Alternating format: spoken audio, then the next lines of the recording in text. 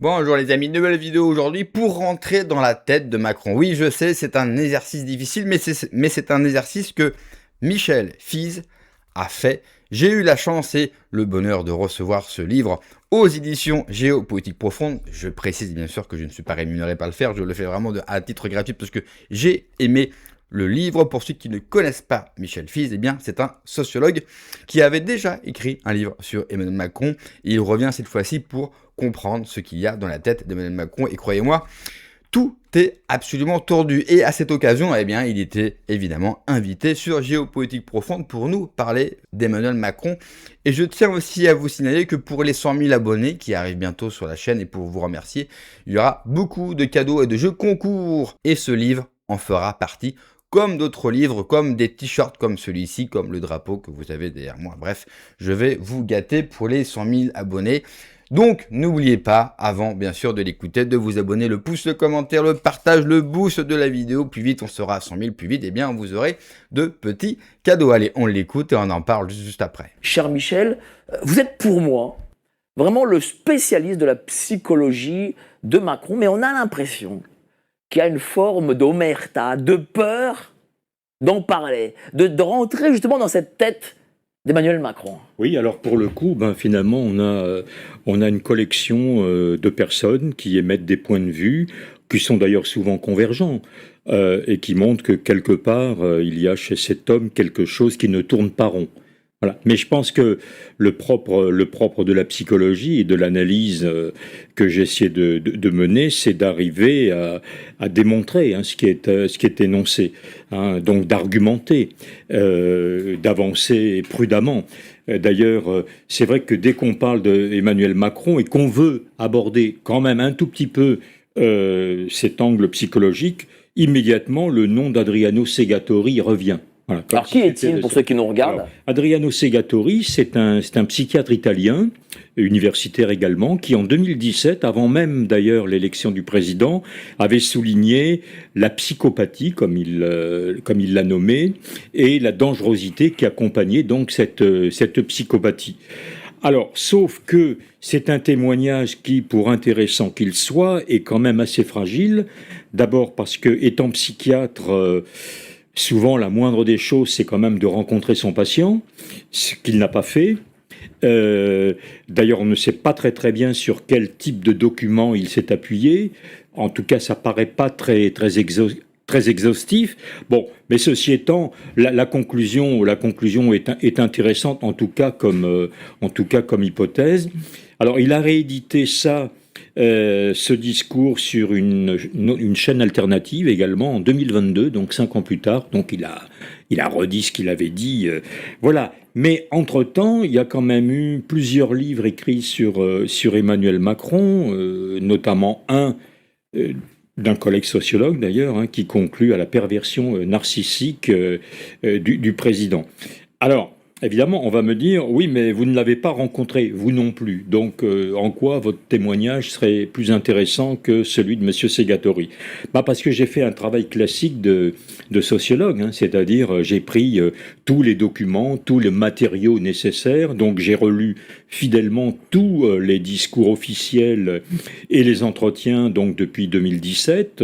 J'ai lu son livre Révolution, paru en 2016.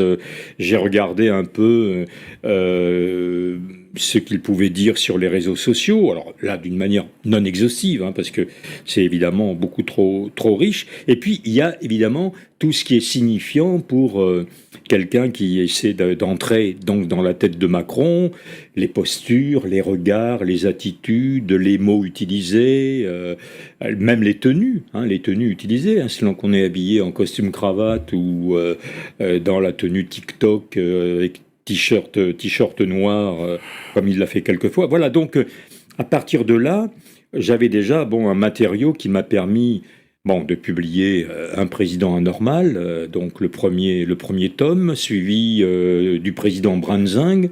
Voilà. Et là, j'ai rajouté quelques données qui confirment ce que j'avais dit précédemment, en rajoutant peut-être quelque chose que je n'avais pas bien exploré et qu'on m'avait un peu soufflé, la dimension méchanceté du personnage. Voilà. Et puis, évidemment, donc, comme vous le disiez tout à l'heure, hein, l'hypothèse guerre possible en Russie ou pas. Justement, ce livre, Révolution, il est vraiment prémonitoire. Hein. Parce qu'en réalité, il dit tout.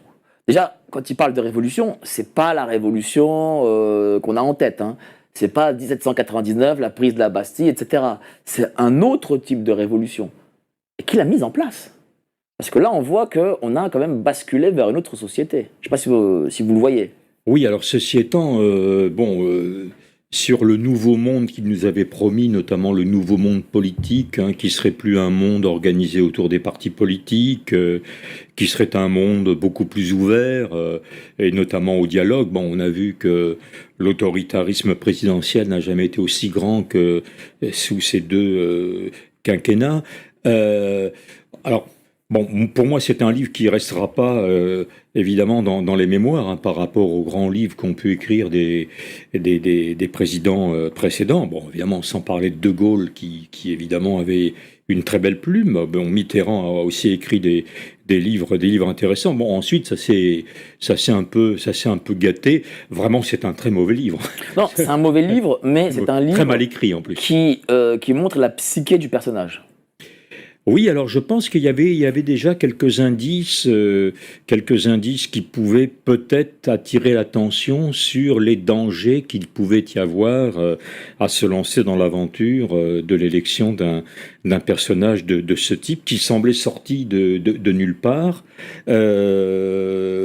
et qui voulait, encore une fois, renverser la table, hein, et nous construire une société qu'on n'aurait jamais connue, alors du bien-être. Mais il l'a fait, il a renversé la table et construit une société qu'on n'a jamais connue, mais du mal-être plutôt.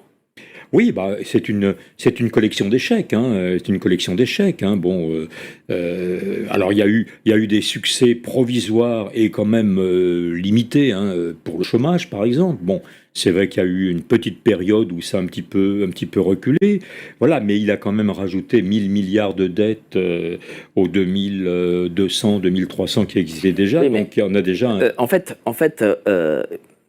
il n'a pas été placé pour ça. Oui, bien sûr, si on est de notre point de vue à nous, bon, c'est un échec, etc. Mais du point de vue des gens qui ont fait sa campagne, les grands oligarques, en réalité, c'est une réussite pour eux. Prenez la fortune de monsieur Bernard Arnault, passe de 50 à 250 milliards. Monsieur Niel, de 5 à 30 milliards.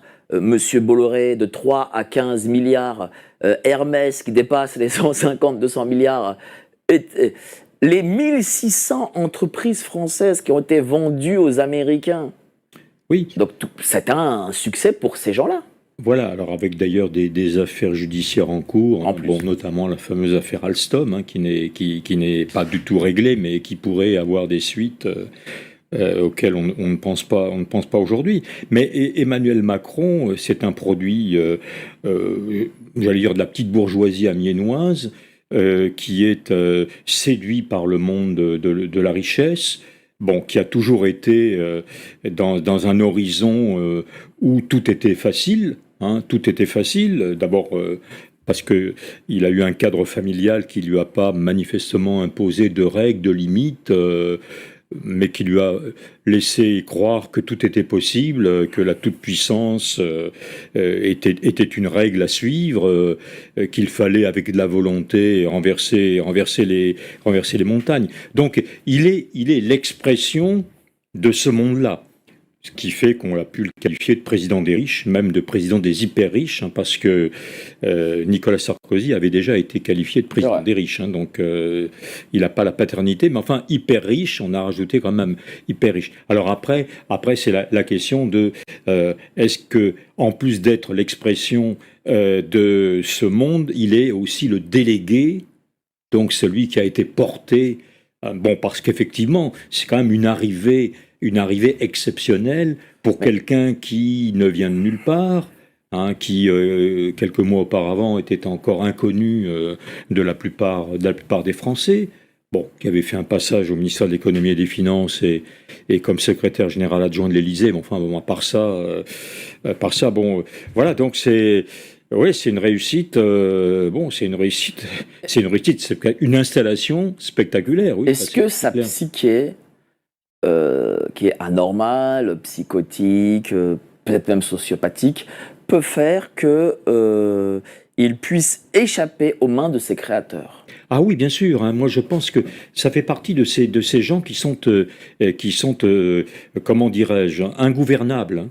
Hein, voilà, qui n'obéissent qu'à leur propre ressort psychologique. C'est vrai qu'on aurait pu avoir l'espoir que ses maîtres l'arrêtent, parce qu'il va beaucoup trop loin, mais j'ai bien peur que cela n'arrivera pas. Aujourd'hui, il nous reste 1 an, et ses maîtres ne montrent pas, en tout cas, un intérêt pour arrêter Emmanuel Macron, malgré qu'il mène une politique de terre brûlée, et dans le même temps, il prépare sa réélection prochaine lors de la prochaine élection présidentielle. Donc ça, c'est vraiment dangereux, parce qu'il prépare son retour, tout simplement parce que l'Europe, enfin, personne ne lui propose un poste, bien sûr, à la hauteur qu'espère Emmanuel Macron. Ensuite, sur ce nouveau monde, c'est vrai qu'Emmanuel Macron nous avait promis un nouveau monde, hein. On y a cru, bien évidemment. Et ce nouveau monde, c'est juste catastrophique parce qu'on se rend compte qu'à la fin de son deuxième mandat, eh bien, nous sommes retournés dans une ère de la 4ème République, c'est-à-dire des partis. Et on le voit aujourd'hui, c'est juste catastrophique, avec tous ces partis qui se mènent la guerre. En fait, tout se passe, personne n'a une majorité, personne n'a un cap, personne vraiment a le soutien de 80-70% de la population, et tout le monde mène sa barque. Donc, vous avez le PS, vous avez les filles, vous avez le RN. C'est catastrophique. Pendant ce temps-là, eh bien, le pays s'écroule encore plus vite encore, tel qu'on ne l'avait jamais vu. Et pourtant, la France, on a eu des traites, Sarkozy, Hollande, bref, la liste est très longue et vous les connaissez tous. Et pourtant, avec Emmanuel Macron, on a une accélération, c'est que chaque jour en France, chaque jour, la France perd tellement. Qu'est-ce qui va rester après 2 ans de Macron? Non seulement d'un point de vue, bien sûr, économique, mais juste d'un point de vue sociologique, du regard de la politique des Français, c'est une véritable catastrophe. Il va laisser derrière lui un champ de ruines. Et bon courage au prochain ou à la prochaine pour essayer de ramasser ces pierres et de refaire un mur. Parce qu'il faudra bien évidemment du courage politique, mais il faudra dans le même temps que la population ait l'envie et encore l'énergie de le faire après 10 ans de Macron, et ça, c'est moins sûr. Reste-t-il encore dans ce peuple et dans notre pays la vitalité nécessaire, l'espérance nécessaire pour rebâtir la France après Emmanuel Macron, tout en sachant qu'il a bloqué toutes les institutions et qu'il se prépare déjà à revenir. D'ailleurs, lors d'un meeting d'En Marche, il nous a prévenu il n'y a pas si longtemps qu'il faut malheureusement se préparer à son retour. Merci d'avoir regardé la vidéo les amis, n'oubliez pas comme d'habitude de vous abonner, le pouce, le commentaire, le partage, le boost de la vidéo. Prenez soin de vous, que Dieu vous protège. Allez, ciao.